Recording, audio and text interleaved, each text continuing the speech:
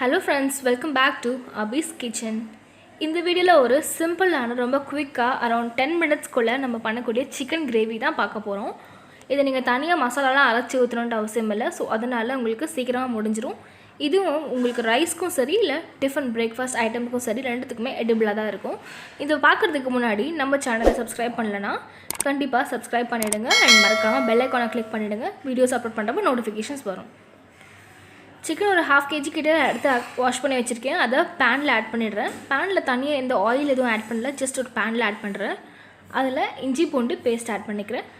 இஞ்சி பூண்டு பேஸ்ட் வந்துட்டு நீங்கள் எப்போவுமே ஃப்ரெஷ்ஷாக அரைச்சி வச்சது யூஸ் பண்ணுங்கள். ஸோ நீங்கள் கொஞ்சம் கொஞ்சமாக தேவைப்படுற அளவுக்கு அரைச்சி வச்சாலே போதும். ஸ்டோர் பண்ணிட்டீங்கன்னா உங்களுக்கு அந்த அரோமாவும் டேஸ்ட்டும் மாறிடும். ஸோ ஃப்ரெஷ்ஷாக நீங்கள் நான் எப்போவுமே சஜஸ்ட் பண்ணுறது ஃப்ரெஷ்ஷாக அரைச்சிக்கிறது தான்.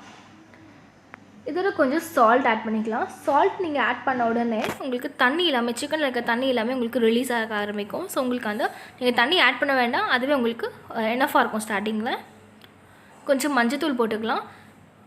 இந்த 3 ஐட்டத்தையும் போட்டதுக்கப்புறமா நீங்கள் நல்லா கலரை விட்டுருங்க. ஸோ இதெல்லாமே ஸ்ப்ரெட் ஆகட்டும். உப்பு வந்துட்டு கொஞ்சம் மீடியமாகவே போடுங்க. லாஸ்ட்டில் நம்ம உப்பு பத்தலைன்னா போட்டுக்கலாம். மஞ்சள் தூள், ginger garlic paste and salt. இது பார்த்தா உங்களுக்கு இந்த கிரேவி கிட்ட வந்துருச்சு. இந்த தண்ணி எதுவுமே ஆட் பண்ணல, சிக்கனில் இருக்க தண்ணி தான் உங்களுக்கு ரிலீஸ் ஆகிருக்கு. இதோட ஒரு மீடியம் சைஸ் உருளைக்கிழங்கு நான் கட் பண்ணி வச்சுருக்கேன். உருளைக்கிழங்கு வந்துட்டு ஆப்ஷனல் தான், ஒரு இருந்தால் போடுங்க, இல்லைனா இட்ஸ் ஓகே. அதோட சின்ன வெங்காயம் போட்டிருக்கேன். சின்ன வெங்காயம் ஒரு 10-15 போட்டிருக்கேன். உங்கள்கிட்ட சின்ன வெங்காயம் இல்லை, நீங்கள் பெரிய வெங்காயம் ஆட் பண்ணிக்கலாம். அதோட தக்காளி ஆட் பண்ணிக்கேன். பெரிய வெங்காயம் 2 மீடியம் சைஸ் எடுத்துக்கோங்க, 2 அதே மீடியம் சைஸ் தக்காளி எடுத்துக்கலாம். அப்புறம் புதினா, கொத்தமல்லி இது எல்லாத்தையுமே போட்டு நல்லா நம்ம கலரி விட்டுறலாம். நான் இது வரைக்கும் ஆயில் எதுவும் ஆட் பண்ணலை. ஆயில் நம்ம அப்புறமா ஆட் பண்ணிப்போம். நல்லா கலரி விட்டாச்சு. இதில் கொஞ்சம் மசாலாஸ் ஆட் பண்ண போகிறோம். ஸோ மசாலாவில் மிளகாத்தூள் 1 ஸ்பூன் கிட்ட மிளகாத்தூள் ஆட் பண்ணியிருக்கிறேன். ஸோ நீங்கள் 1 ஸ்பூன் மிளகாத்தூள் ஆட் பண்ணிங்கன்னா 1.5 ஸ்பூன் தனியாத்தூள் ஆட் பண்ணிக்கலாம். ஸோ மிளகாத்தூளுக்கும் தனியாத்தூளுக்கும் 1:1.5 ரேஷியோ மேனேஜ் பண்ணிப்போம். இதோட கொஞ்சம் ஒரு 1/4 ஸ்பூன் கிட்ட கரம் மசாலா, அப்புறமா உங்கள்கிட்ட சிக்கன் குழம்பு மசாலா இருந்துச்சுன்னா சிக்கன் மசாலா நீங்கள் ஆட் பண்ணிக்கலாம். இதெல்லாம் ஆட் பண்ணியாச்சு. ஒரு கலர் கலரிடுவோம்.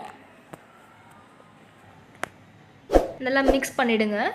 ஸோ உங்களுக்கு அந்த மசாலாஸ் எல்லாமே உங்களுக்கு ஈவனாக ஸ்ப்ரெட் ஆகிற மாதிரி மிக்ஸ் பண்ணதுக்கப்புறமா தண்ணி ஊற்றி இதை பாயில் பண்ண வைக்கப்புறம் தண்ணி வந்துட்டு அது ஜஸ்ட் அது செட்டில் ஆகிற அளவுக்கு இருந்தால் போதும். ஃபுல்லாக முழுன்னு அவசியம் இல்லை, கொஞ்சம் தண்ணி இருந்தாலே போதும். அது வேகிற அளவுக்கு தண்ணி இருந்தால் போதும்.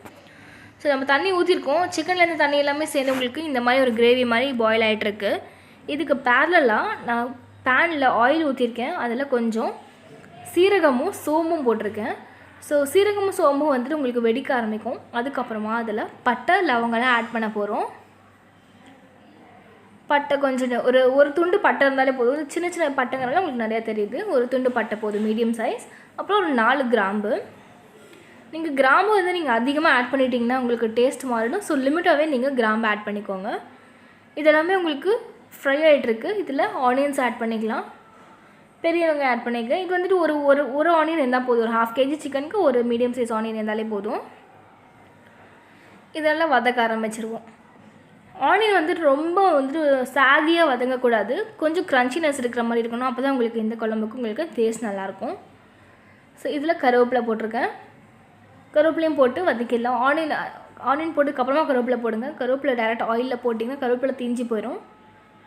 இதில் கொஞ்சம் ஜிஞ்சர் கார்லிக் பேஸ்ட். அந்த ஆனியனோட கலர் மாறலை, பட் இருந்தாலும் அது வந்து வதங்கியிருக்கு இல்லையா, அந்த ஏர்லி ஸ்டேஜில் எடுத்துடலாம். இதில் கொஞ்சம் ஜிஞ்சர் கார்லிக் பேஸ்ட் போட்டு அந்த பச்சை வாசனை போகிற அளவுக்கு நம்ம ஃப்ரை பண்ணிடலாம். இப்போ தக்காளி ஆட் பண்ணிப்போம். ஒரு தக்காளி ரொம்ப குட்டியாக கட் பண்ணி வச்சுருக்கேன். தக்காளி போட்டதுக்கப்புறமா நல்லா வதக்கி விட்டுருங்க. வதக்கிட்டு இதை லிட்டு க்ளோஸ் பண்ணிடலாம். ஸோ தக்காளி உங்களுக்கு நல்லா வெந்திருக்கும். இது ஒரு 1/2 மினிட் கிட்ட நீங்கள் மூடி வச்சுருங்க. அப்போ உங்களுக்கு தக்காளி எல்லாமே வந்து வெந்திருக்கும் அண்ட் அது வந்து உங்களுக்கு இந்த மேஷியாக ஆகிடும். நீங்கள் அதை கலர்றப்போ அவ்வளோதான். இந்த ஸ்டேஜில் நம்ம அங்கே பாயில் பண்ணிகிட்டு இருக்கு இல்லையா, சிக்கனோட அந்த கிரேவி தண்ணியை ஆட் பண்ணியிருக்கோம்ல, அந்த தூக்கி நம்ம இதில் ஊற்ற போகிறோம். அவ்வளோதான். இது வந்து 1 மினிட் கிட்ட திருப்பி ஒரு பாயில் பண்ணிட்டோன்னா நம்மளோட சிக்கன் கிரேவி ரெடி ஆகிடுச்சு. இது ஊற்றியாச்சு. பார்த்திங்கன்னா நம்ம தனியாக எந்த அரைச்சி இந்த மசாலா நம்ம ஆட் பண்ணவே இல்லை. நம்ம அங்கே சிக்கனில் ஆட் பண்ணது தான். கடைசியாக இதில் கார்னிஷ் பண்ணுறப்போ கொஞ்சம் பெப்பர் தூளும் கொத்தமல்லி இலையும் போட்டு கார்னிஷ் பண்ணிடலாம். நம்மளோட சிக்கன் கிரேவி ரெடி ஆகிடுச்சு. ரொம்ப ஈஸியாக ரொம்ப குயிக்காகவும் பண்ணுறோம். சப்போஸ் உங்களுக்கு டைம் இல்லாத நேரத்தில் நீங்கள் இந்த மாதிரி ஒரு சிக்கன் கிரேவி நீங்கள் ட்ரை பண்ணி பார்க்கலாம். ரெண்டுத்துக்குமே பிரேக்ஃபாஸ்ட்டுக்கும் சரி லஞ்சுக்கும் சரி இது எடிபிளாக தான் இருக்கும். இதை நீங்கள் கண்டிப்பாக ட்ரை பண்ணி பாருங்கள்.